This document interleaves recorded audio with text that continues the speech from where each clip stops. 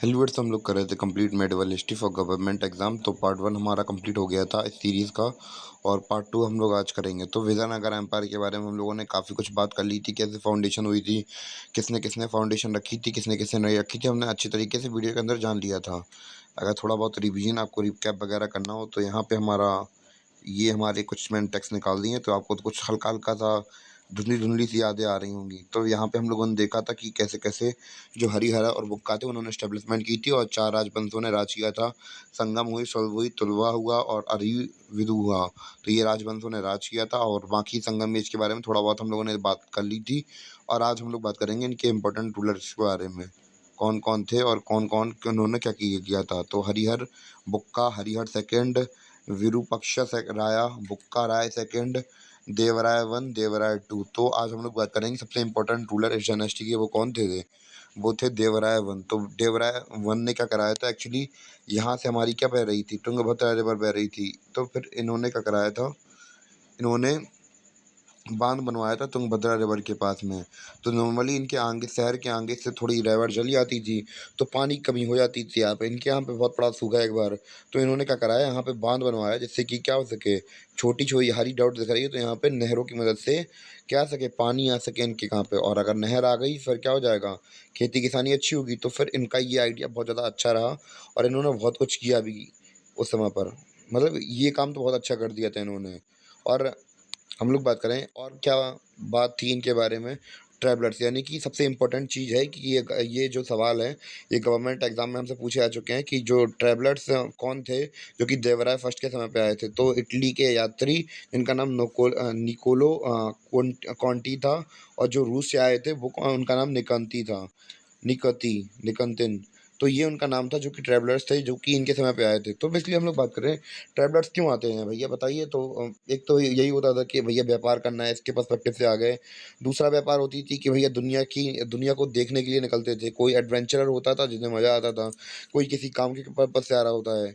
और हम लोग बात करेंगे इनके समय के पोएट, यानी कि श्रीनाथ इनके समय पे एक से मतलब पोएट हैं जिन्होंने भगवान शंकर जी के ऊपर तेलुगु भाषा के संबंधित में एक किताब लिखी है जिनका नाम क्या है, हर विलासम।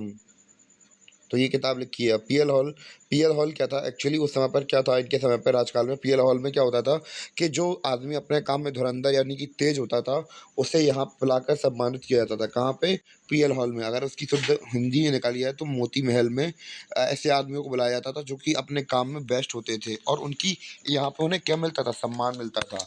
यानी कि उनकी तारीफ़ें की जाती थी या फिर उन्हें गिफ्ट दिए जाते थे अलग अलग।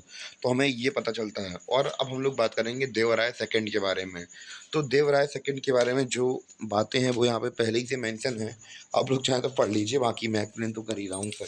तो इनके बारे में खास बात ये है कि ये क्या है, अपने राजकाल या फिर हम लोग बात करें वंश में सबसे, हम लोग बात करें महान शासक रहे हैं। और इन्होंने क्या किया, मानवता के पर्सपेक्टिव से देखें तो हमें पता है कि इन्होंने क्या करवाया था, इन्होंने मुस्लिम सोल्जर्स जो थे इनके देश के अंदर। तो आप एक एक चीज़ मैं आपको बता दूं कि अगर बेस्ट हैं किसी चीज़ में, तो आपको कोई, किसी की हिम्मत नहीं है आपको रोक पाए। अगर आप कोई काम में बेहतर हैं, तो फिर इन्हें भी पता था कि इनके राजकाल में जो मुस्लिम्स हैं उनके पास आर्चरी की टेक्निक बहुत अच्छी है। तो इन्होंने अपनी सेना के अंदर जो मुस्लिम सिपाही थे उन्हें भर्ती कर लिया, क्योंकि वो किसमें थे अच्छे, वो आर्चरी में बहुत ज़्यादा अच्छे थे। तो इस वजह से इन्होंने मुस्लिम सोल्जर्स भी रखे हुए थे। और इनके बारे में क्या खास बात है, इकोनॉमिक स्टेटस कैसे था। तो इकोनॉमिक स्टेटस काफ़ी अच्छा था। जो विजयनगर एम्पायर था वो कैसा था, प्रॉस्पेरस और वेल्दी था। और हम लोग बात करें कि इंद्र का अवतार, इनकारनेशन ऑफ इंद्र, यानी कि इनके समय के लोग, अब कोई ये होता है कि किसी कंट्री के अंदर अगर कोई राजा वगैरह अच्छा होता है, पॉपुलर होता है, तो फिर उसको लेकर बहुत सारी बातें बनने लगती हैं। जैसे कि कोई राजा को भगवान का अवतार बता देना, तो यही सीन चल रहा था। तो जैसे कि आप अगर 2 काम अच्छे कर दिए, तो आपका अगर वीडियो वगैरह वायरल हो गया तो सब लोग कहेंगे वाह कितना अच्छा काम था। भले ही आप चाहे कुछ ना करते हो, बस केवल 2 मिनट के लिए किसी को रोटी दे दी थी।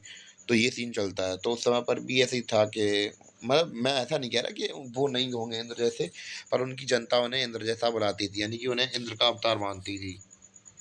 और हम लोग बात करेंगे देवराय सेकंड के बारे में, क्या बातें कही जाती है। तो इन्हें एक टाइटल मिला था क्योंकि भैया ये क्या थे, इन्हें जो हाथी हैं उनका शिकार करने में काफ़ी, बहुत सारा शिकार किया है इन्होंने, इस वजह से इनका नाम क्या पड़ गया है, गेज बेटकर यानी कि हाथियों का शिकारी, ये इन्हें क्या मिला है, टाइटल मिला हुआ है। और एक टेक्स्ट बुक इनके समय की इन्होंने एक किताब लिखी है जिसका नाम क्या है, महानाटक इन्होंने लिखा है जिसका नाम क्या है, सुधा निधि, तो इनके नाटक का नाम है। और पर्शियन एम्बेसडर इनके समय पे आए थे जिनका नाम था क्या, अब्दुल रज़ाक, तो इनके बारे में आपने क्लास 12th में पढ़ा होगा अब्दुल रज़ाक के बारे में।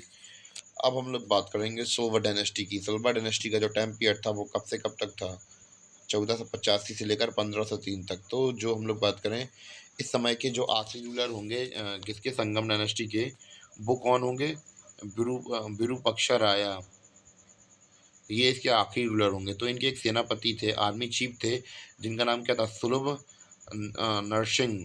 तो इन्होंने 1885 में क्या कर दिया, इन्होंने उसकी मृत्यु कर दी, यानी कि उसे मार दिया। अब हम लोग देखेंगे जो सिल्वर डायनेस्टी होगी, इनका टाइम पीरियड इतना ज़्यादा देखने को नहीं मिलेगा क्योंकि ज़्यादा कुछ कर ही नहीं पाए थे। तो इनकी हम लोग बात करें, सुलभ नरसिंह को ने मार दिया, जो कि इनके आर्मी चीफ थे, किसे मार दिया, विरूपाक्ष राय को मार दिया। और फिर उसके बाद क्या हुआ कि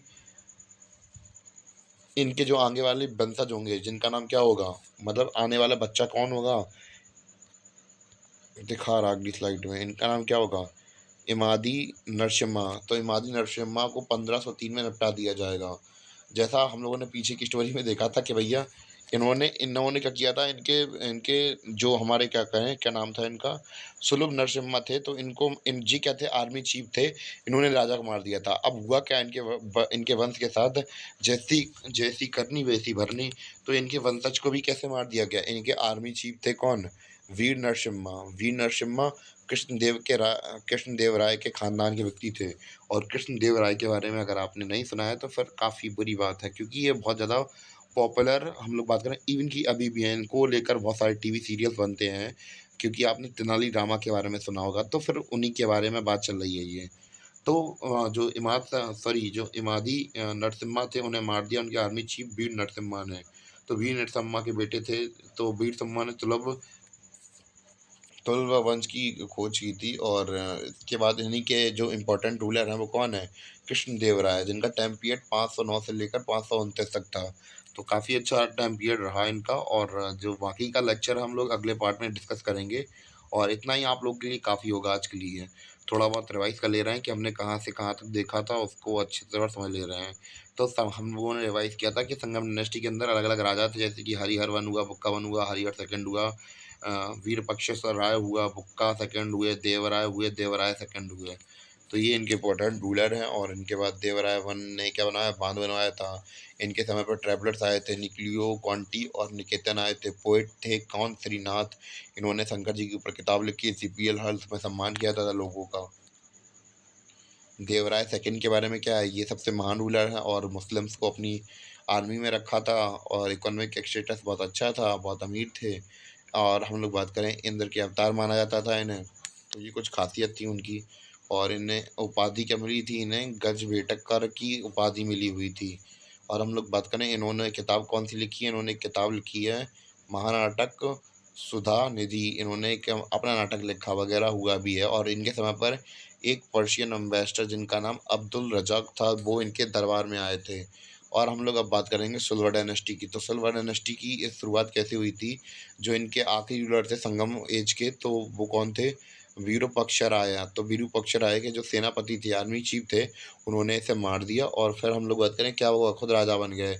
और सेम सेम टू सेम इनके वंशजों के साथ होगा कि इनके वंशज भी क्या करेंगे, अपने आर्मी जनरल को मार, मतलब एक इनके आर्मी जनरल होंगे, वो अपने राजा को मार देंगे और खुद राजा बन जाएंगे। फिर जो इमाद इन्हीं के किसके बेटे थे ये बेटे हैं, ये मतलब आने वाली पीढ़ियों में है कौन, इमादी नरसिम्हा। तो ये किसके बेटे या मतलब वंशज हैं, सुलभ नरसिम्हा के वंशज हैं।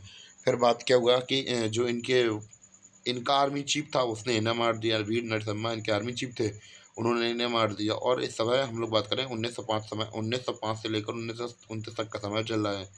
और किसका, कृष्णदेव राय का। और कृष्णदेव राय को बहुत ज़्यादा माना जाता है। और आज का वीडियो केवल यहीं तक था। मिलते हैं अपने अगले वीडियो में। उम्मीद है कि आपको लेक्चर समझ में आए। उम्मीद तो खैर यही है, उम्मीद पर ही दुनिया कायम है। उम्मीद पर आप हैं, उम्मीद पर हमें। मिलते हैं अपने अगले वीडियो में फिर।